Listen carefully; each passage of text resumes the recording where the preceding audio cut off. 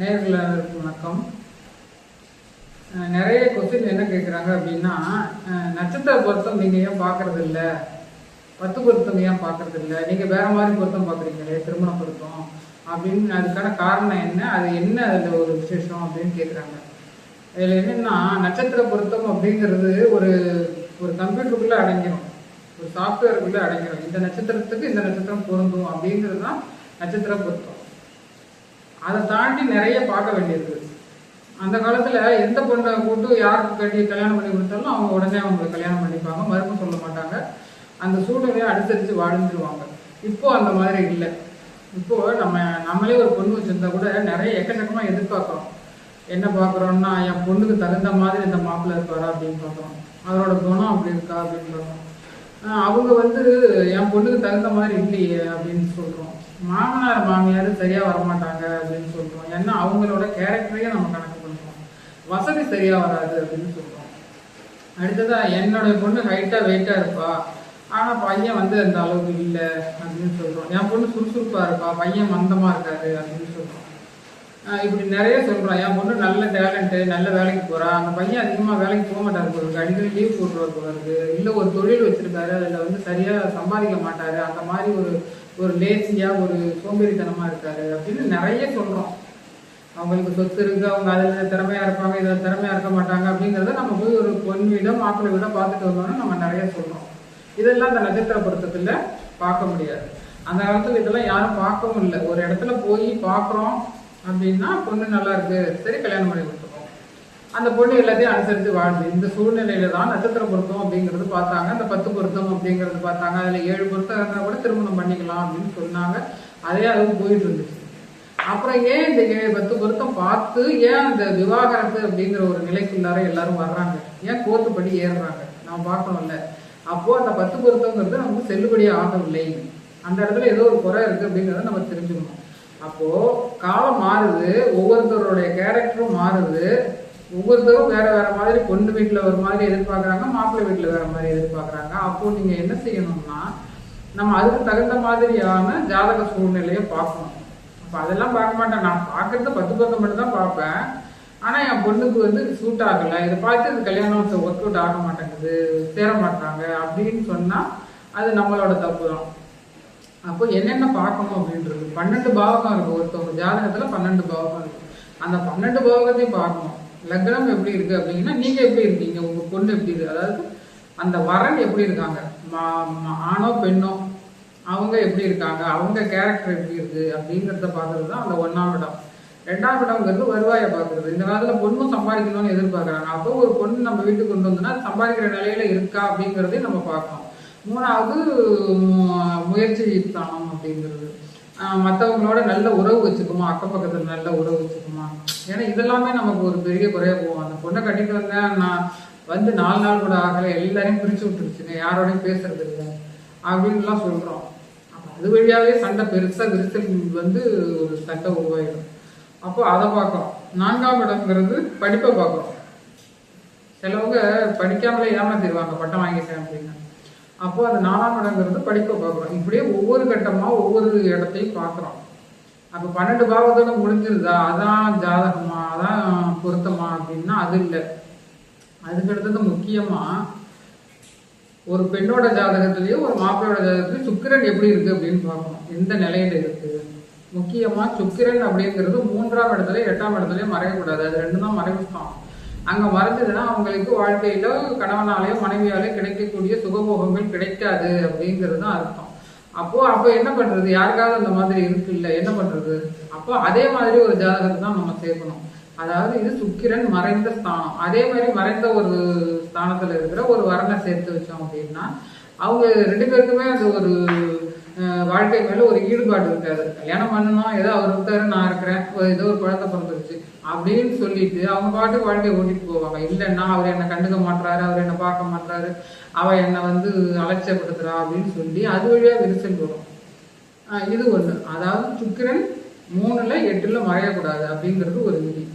அடுத்ததா சுக்கிரன் கெட்டு போகக்கூடாது. சுக்கிரன் கெட்டு போகக்கூடாதுன்னா என்ன அர்த்தம், சுக்கிரன் ராகுவோட சேரக்கூடாது. ராகுவோட சேர்ந்து கிரகண நிலையில இருந்ததுன்னா அதே மாதிரி சுக்கிரன் கெட்டு போன ஒரு வரனை தான் சேர்க்கணும். அடுத்ததா இவங்களோட ஒரு பொண்ணோட சுக்கிரன் வந்து ஒரு மணமகனோட சுக்கிரனுக்கு 8ல் 6ல் மறையக்கூடாது. அடுத்ததா செவ்வாய் அப்படிங்கிறத பார்க்கணும். செவ்வாய்ங்கிறது உடல் வலிமை அப்படிங்கிறத குறிக்கும், ஒரு ஆணுக்கோ பெண்ணுக்கோ. ஒரு இடத்துல செவ்வாய் நல்ல வலிமையா சுக்கிரனோட சேர்ந்து இருக்கும்.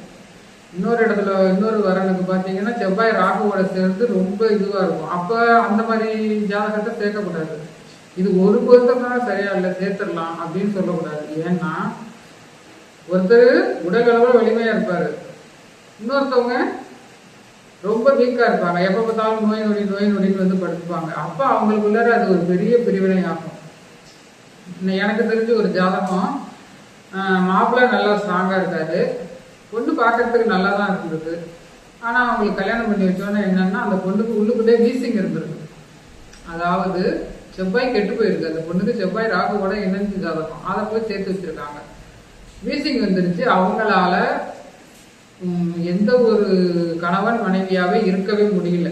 அப்போ அது வழியா பிரிவு வந்து ஒரு 4 மாதம் கூட அவங்க வாழல, அவங்க கோர்ட்டுக்கு போய் பிரிஞ்சுட்டாங்க. இப்போ எனக்கு 10 பொருத்தம் தான் சரியா இருந்தது, ஏன் இப்படி பிரிஞ்சாங்க அப்படின்னு நம்ம கேள்வி கேட்கிறோம் அப்படின்னு. ஏன்னா என் காது படவே கேட்குறாங்க, அந்த காலத்துல எல்லாம் நாங்கள் 10 பொருத்தம் பார்க்கலையா, கல்யாணம் பண்ணலையா, நாங்களாம் நல்லா வாழலையா, இப்போ என்ன பொருத்தம் பார்க்குறேன்னு சொல்லி இப்படி பண்றாங்க அப்படின்லாம் சொல்றாங்க.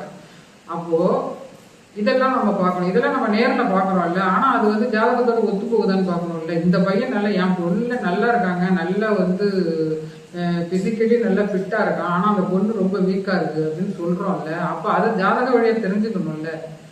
அதை திருமணம் பண்ணி அவங்களுக்கு இந்த பிரச்சனை அப்படின்னு சொல்கிறத விட ஜாதக வழியாக தெரிஞ்சுக்கலாம்ல. இதுதான் அந்த செவ்வாய்ங்கிறது. அந்த செவ்வாய் வந்து ஒருத்தருக்கு சுக்கிரனோட சேர்ந்து இருந்ததுன்னா அதே மாதிரி மணமகனுக்கும் இருக்கணும், மணமகளுக்கும் இருக்கணும். இல்லை அது சுக்கிரனோட பார்வையிலேயாவது இருக்கணும். அப்போ அந்த செவ்வாய் கெட்டு போச்சுன்னா அந்த இடம் பிரச்சனை. அதே போல செவ்வாய் சனியோட சேரக்கூடாது, பார்வையோட இருக்கக்கூடாது. அப்படி ஒருத்தவங்களுக்கு இருக்குது, ஏதோ ஒருத்தவங்களுக்கு இருந்துதானே ஆகணும். இருக்குதுன்னா என்னச்சுன்னா அதே போல ஒருத்தவங்களை தான் நம்ம பார்க்கணும். சுக்கிரன் அதாவது செவ்வாயோட பார்வையில இருக்குதா சனி அப்படின்னு பார்க்கணும். ஏன்னா அவங்கெல்லாம் ரொம்ப கடினமான சொற்களை உபயோகிக்கக்கூடியவர்கள், அடிச்சுப்பாங்க.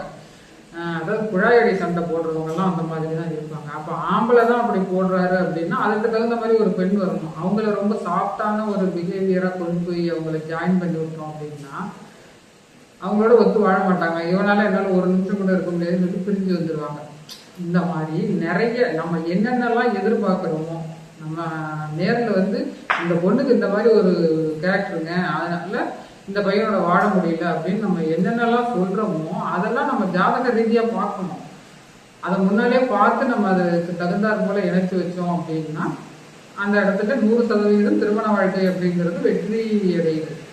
இல்லைன்னா 6 மாசமோ இல்லை 6 வருஷங்கள்லயோ இந்த பிரிவினை ஆகுது. இதனாலதான் இந்த 10 பொருத்தம் அப்படிங்கிறது தோத்து போயிடுச்சு. நட்சத்திர பொருத்தம் அப்படிங்கறது இப்ப யாருமே பாக்குறது இல்லைங்கிறத நீங்க புரிஞ்சுக்கணும். அதனால நான் நட்சத்திர 10 பொருத்தம் நீங்க பாத்தீங்களே, நட்சத்திர பொருத்தம் தானே பாத்தீங்க இப்போ வந்து அப்படின்னு நீங்க சொல்லக்கூடாது. ஏன்னா இப்ப வந்து இந்த நட்சத்திர பொருத்தத்துக்கு ஒரு புக்கே போட்டு வைக்கிறாங்க. எல்லாரும் இந்த புக்கை வாங்கி வச்சுட்டு என்ன பண்றாங்கன்னா, இந்த நட்சத்திரம் என் பொண்ணு நான் பார்த்தேன், அதுக்கு இந்த நட்சத்திரம் சரியா வரும், 10 பொருத்தம் வருது, 9 பொருத்தம் வருது அப்படின்னு சொல்றாங்க. அப்போ வந்து நீங்க இதை புரிஞ்சுக்கணும். இந்த மாதிரியான குணநலங்களை, அதாவது ஒரு பொண்ணு வந்து பிராட் மைண்டா இருக்கும், நல்ல சோசியலா எல்லாருக்கிட்டையும் பழகும்.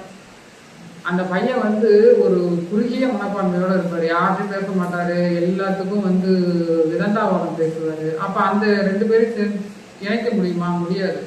அவங்களை இணைச்சா வாழ்நாள் முழுக்க அவங்க ஒரே மாதிரி பயணிப்பாங்களா? மாட்டாங்க. பாதியிலே அவங்களுக்கு வந்து பிரிவினை வந்துடும். இதை வந்து நீங்க ஜாதக ரீதியாக முன்கூட்டியே பார்த்துக்கணும். அதை திருமணம் பண்ணிட்டு நான் 10 பொருத்தம் பார்த்தேங்க, ஆனா இந்த மாதிரி ஒரு கேரக்டர் அந்த பையனுக்கு இருக்கு, அதனால ஒத்து வரல அப்படின்னு நீங்க சொல்லக்கூடாது. அதுக்காக நாம எல்லா பொருத்தங்களையும் பார்க்கணும். ஒவ்வொரு கட்டத்திலையும் உள்ள கிரகங்கள் இதோட பொருந்தி போகுதா? இப்ப நாமக்கே சாதாரணமா அப்படிதான். எனக்கு ஒருத்தர் நண்பரா இருக்கணும் அப்படின்னா என்னுடைய கேரக்டரோட அவர் ஒத்து போகணும். எனக்கு எதிராக ஒருத்தர் பேசிட்டு இருக்காரு அப்படின்னா அவரோட நான் ஒத்து போக முடியுமா? அதே போலதான் ஒரு மணமகனும் மணமகளும். இந்த பொண்ணு என்ன கேரக்டர்ல இருக்குதோ அதே ஒரு கேரக்டர்ல அந்த பையன் இருந்தாதான் அவங்க 2 பேரும் ஒத்து போவாங்க. இல்லைன்னா அடிச்சு பிடிச்சு சண்டை போட்டுக்கிட்டாவது வாழ்ந்துட்டு இருப்பாங்க. இவங்களும் சண்டை போடுவாங்க, அவங்களும் சண்டை போடுவாங்க, அப்புறம் 4 நாள் கழிச்சு சேர்ந்துப்பாங்க. இப்படி போயிட்டு இருக்கும். ஆனா நீங்க வந்து இந்த கேரக்டரை மாத்தி விட்டீங்க அப்படின்னா, ஒரு ஒரு சாஃப்டா இருக்கிற ஒரு பெண்ணோட ஒரு அநாகரிகமான ஒரு பையனோட ஜாதகத்தை சேர்த்து வச்சீங்கன்னா அது வந்து பிரிவினையில தான் முடியும். இது ஒவ்வொரு கேரக்டரையும் நீங்க புரிஞ்சுக்கணும். இப்படி சில பொருத்தங்களை எல்லாம் பார்த்தாதான் உங்களுக்கு வந்து திருமணம் அப்படிங்கிறது வெற்றி அடையும். அதனாலதான் நாங்க 10 பொருத்தம் அப்படிங்கிறத பார்க்கறது இல்லை. பழைய காலத்துல பார்த்துருக்காங்க. நட்சத்திர பொருத்தம் அப்படிங்கிறதையே நட்சத்திரம் அப்படிங்கிற ஒரு இடத்துக்கே போறது இல்லை. அதனால நீங்க வந்து இந்த மாதிரி பார்க்கறது தான் நல்லது. அதனால நான் இப்படிதான் பார்க்கிறேன் அப்படிங்கிறத இதன் மூலம் தெரியப்படுத்துகிறேன். மீண்டும் ஒரு நிகழ்ச்சியில் சந்திப்போம். அதுவரை நன்றி, வணக்கம்.